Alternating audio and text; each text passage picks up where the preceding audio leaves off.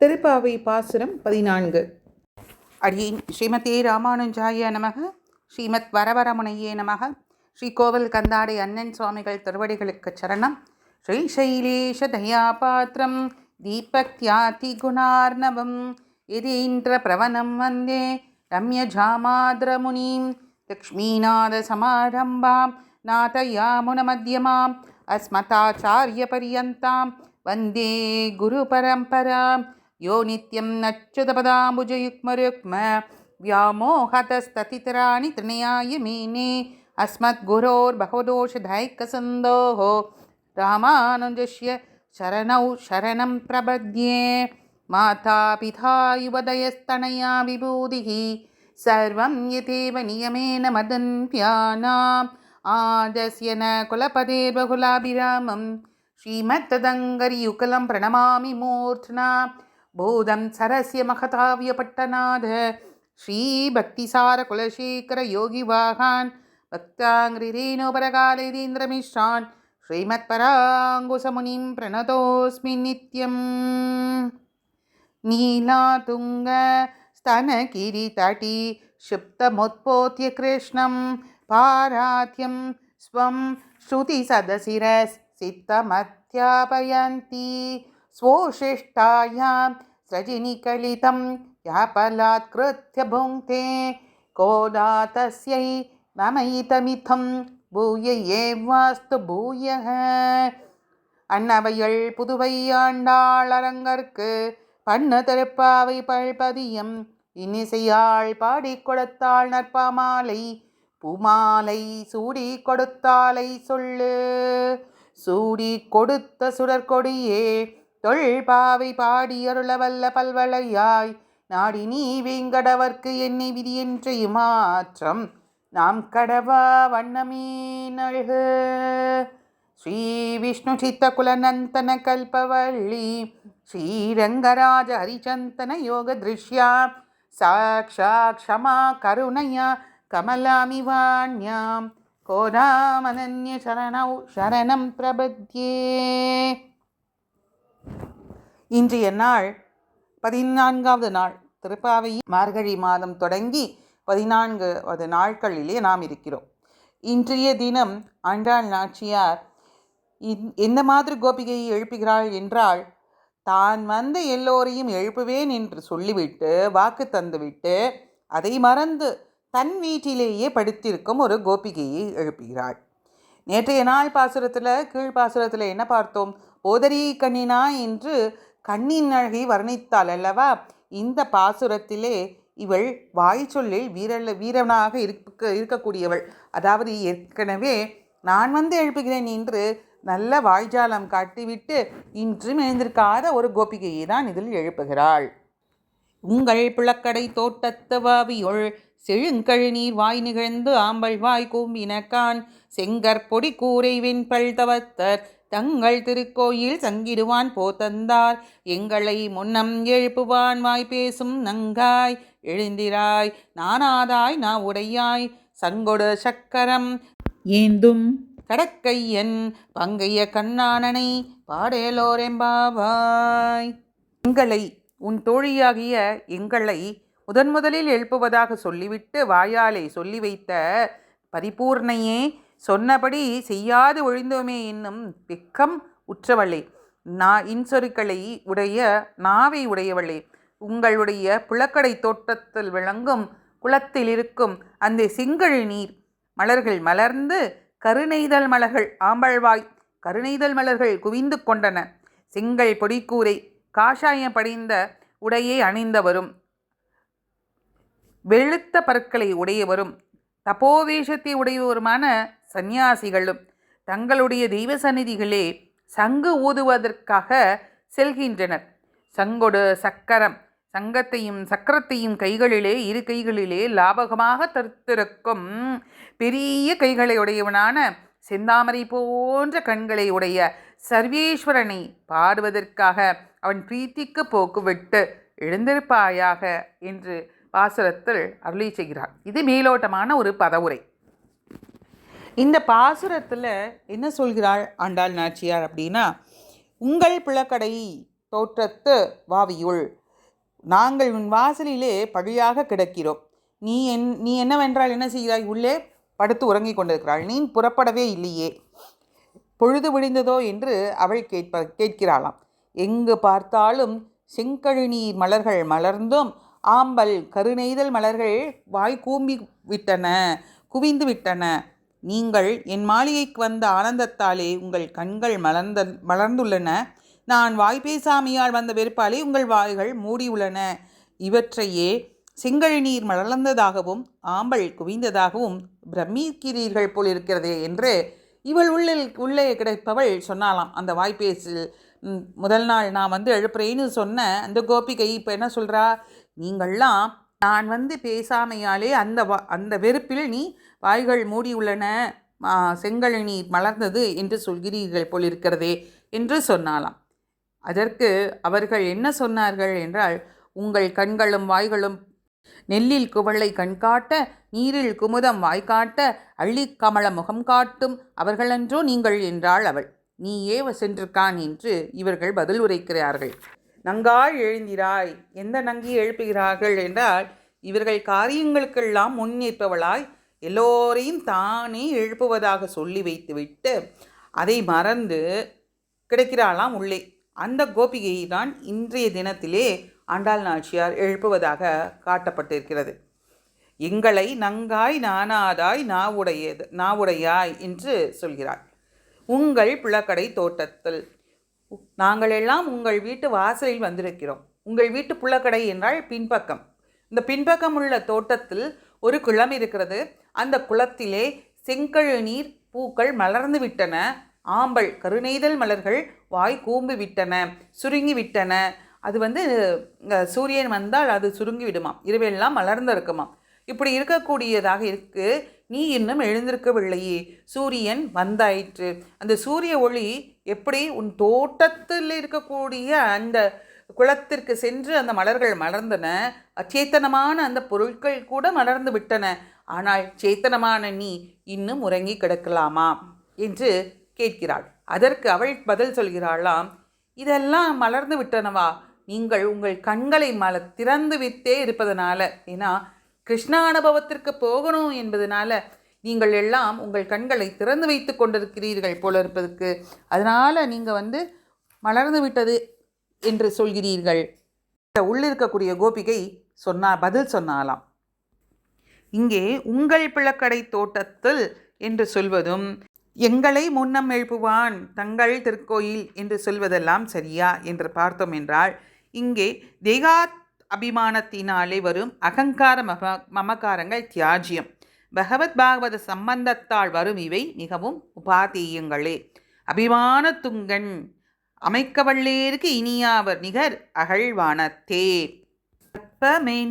திகழ் பைங்களில் உந்தன் பல்லவமே விரளும் பாவனமாகிய பைந்துவராட பைதிந்த மருங்கழகும் முப்புரி நூலோடு முன்கையில் ஏந்திய முக்கோள் தன்னழகும் முன்னவர் தண்டிடு மொழிகள் நிறைந்திடு முறுவல் நிலாவழகும் எப்போதும் கற்பகமி விழி கருணை பொருந்திடு கமல கண்ணழகும் காரிசுடன் கழல் சூடிய முடியும் கனநற்சிகை முடியும் எப்பொழுதும் திராசர் வடிவழகு என் இதய துலடால் எப்பொழுதும் திராசர் வடிவழகு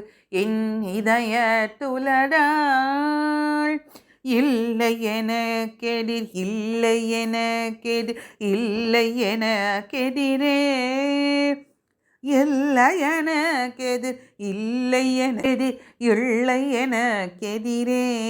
இது பிரமாணம். அதாவது பகவத் பாகவத சம்பந்தத்தாலே வரும் எல்லாமே உபாதேயங்கள் தான். பகவத் பாகவதர்கள் மேலுள்ள பிரீத்திய அதிசயத்தாலே சோபித்து சொல்லக்கூடிய வார்த்தைகள் சதாச்சார சித்தம். இங்க என்னுடைய பந்தும் கழலும் தந்து போகும் நம்பி வாசிவள்ளீர் இந்தலூரீர் அப்படியெல்லாம் ஆழ்வார்கள் அருளி செய்கிறார்கள். இதெல்லாம் என்னென்னா பிரமாணம் அனுமானத்தை காட்டக்கூடிய வார்த்தைகள்.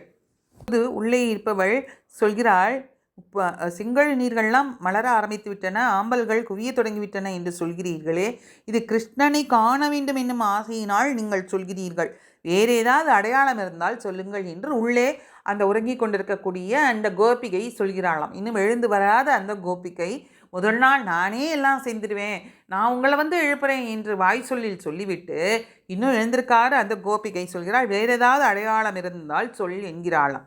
அதற்கு இவர்கள் என்ன சொல்கிறார்கள் பதிலாக, செங்கல் பொடி கூரை வெண்பல் தவத்தர் தங்கள் திருக்கோயில் சங்கிடுவான் போகின்றார் என்று பதில் சொன்னார்களாம். அதாவது தமோகுணம் நிறைந்தவர்களும் விழித்த பின்பும் நீ கண் உறங்கலாமா அப்படின்னு கேட்குறார்கள்.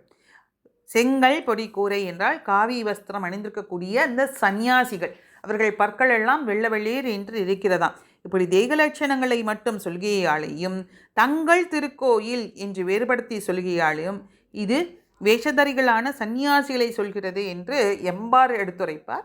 மார்பால் மனஞ்சுழிப்ப மங்கியல் தோள் கைவிட்டு என்று சொல்லப்பட்டபடி பகவத் விஷயத்தில் ஈடுபட்டவராய், மற்ற விஷயங்களில் விரக்தியடைந்தவராய், காஷாய வஸ்திரத்தை தரித்தவராய், வெற்றிலை முதலிய போக்கிய திரவியங்களை வெறுத்திருந்தவர்களால் இருப்பதனால வெளுத்த வெண்பல் தவத்த வெண்மையான பற்களை உடையவர்களும் அந்த காவி வஸ்திரத்தை உடுத்தினவர்களாக இருக்கக்கூடிய சந்நியாசிகள் தங்களுடைய காலை கடன்களை முடித்துவிட்டு தங்கள் அகங்களிலும் ஆசிரமங்களிலும் திருவாதாரணம் செய்ய போகிறார்கள். இது போய் விடுவுக்கு அடையாளமா என்று அவள் மறுபடியும் பதில் சொல்கிறாளாம். இப்படி இவள் ஒவ்வொன்றுக்கும் பதில் சொல்வதை கேட்டு இவர்களை சோபிக்கிறார்கள் என்று, எங்களை முன்னம் எழுப்புவான் வாய் பேசும் நங்காய், நான் முதல்ல எழுந்து வந்து உங்கள் எல்லோரையும் எழுப்புகிறேன் என்று சொல்வதை மறுத்து பேசுவது வேறு. ரொம்ப அழகாக இருக்குமா நீ பண்ணுறது, நீதானே சொன்ன நேற்று நான் வந்து எழுப்புகிறேன் என்று, ஆனால் இன்னும் தூங்கி கொண்டு இன்னும் விடிவதற்கு அடையாளம் என்ன என்று எங்களை கேட்கிறாயா என்று சொல்லப்படுகிறது. வாய் பேசும், வாயால் சொல்வது ஒன்று, காரியத்தில் அனுஷ்டிப்பது ஒன்று. துராத்மாக்களுக்கு மனசு ஒன்று செய்யும், வாய் ஒன்று பேசும், மனசில் ஒன்று வச்சுட்டு வெளியில் ஒன்று பேசுவா, செய்கிற காரியம் ஒன்றா இருக்கும் துராத்மாக்களுக்கு.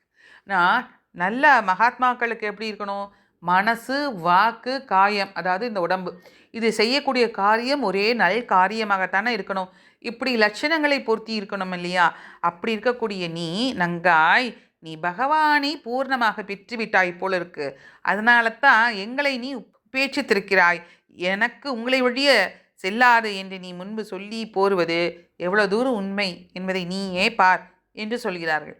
எழுந்திராய், நீ எழுந்து வா, எங்களை நீ பூர்ணமாக இருந்தாலும் பரவாயில்ல, எங்களையும் அந்த கிருஷ்ண அனுபவத்திலேயே பரிபூர்ணமாக திளைப்பதற்காக எங்களையும் கூட்டிக் கொண்டு செல் என்று கூப்பிடுகிறாள். எழுந்திராய் நங்காய், எழுந்திராய்.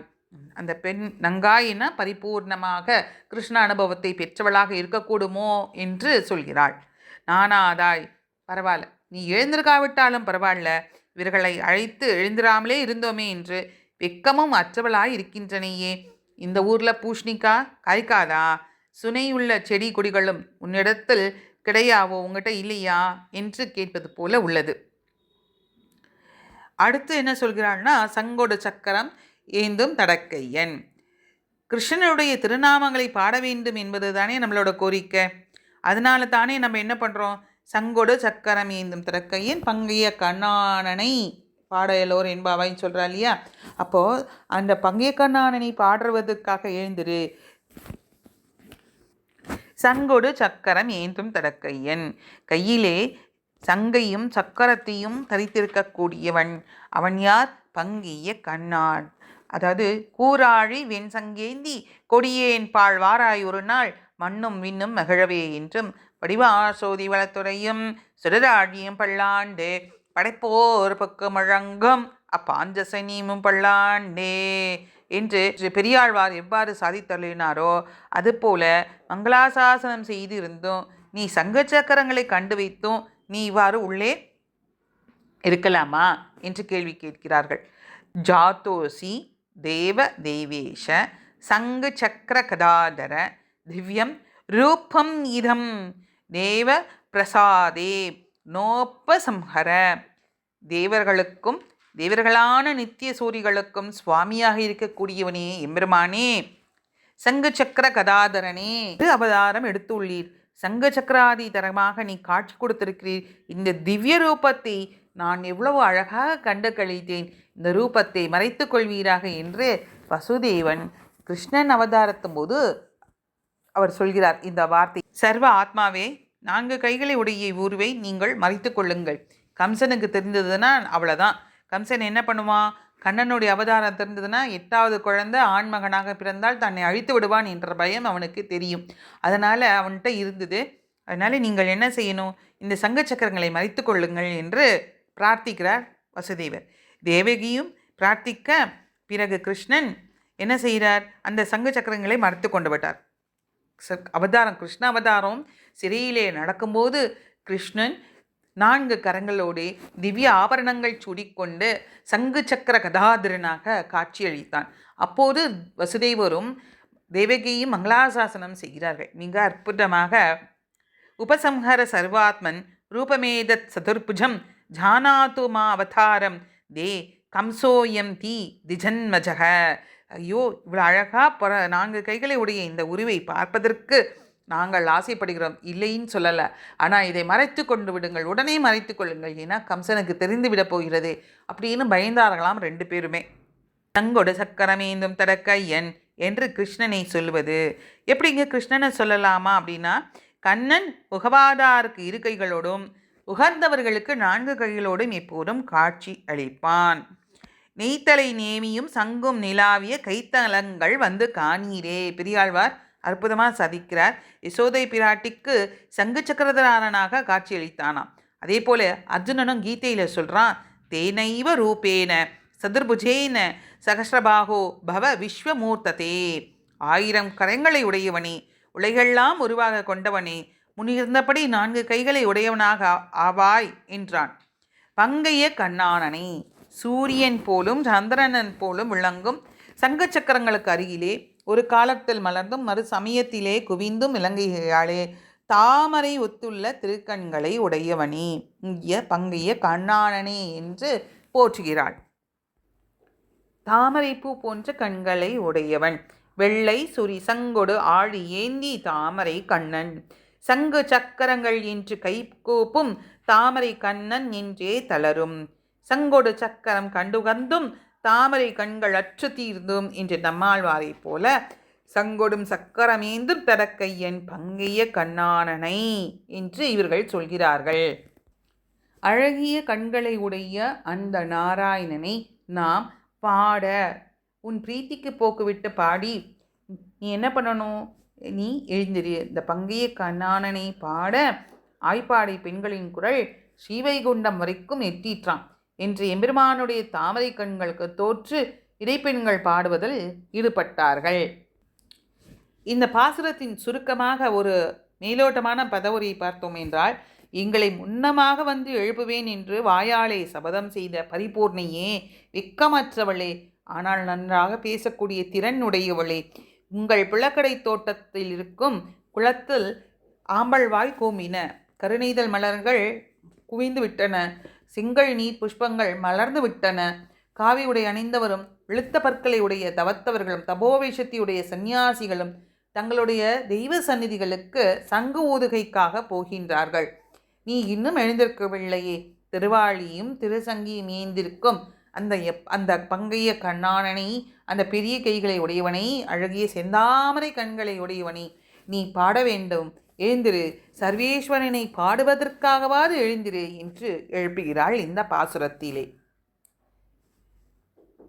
திருவாடி பூரத்து சகதுதித்தாள் வாழியே, திருப்பாவை 30 செப்பினாள் வாழியே, பெரியாழ்வார் பெற்றெடுத்த பெண் பிள்ளை வாழியே, பெரும்புதோர் மாமுனிக்கு பின்னானாள் வாழியே, 143 உரைத்தாள் வாழியே, உயரரங்கற்கே கண்ணி உகந்த அழித்தாள் வாழியே, மறுவாரம் திருமள்ளிவல நாடி வாழியே, வன்புதுவை நகர்கோதை மலர்பதங்கள் வாழியே. ஸ்ரீ ஆண்டாள் நாச்சியார் திருவடிகளே சரணம்.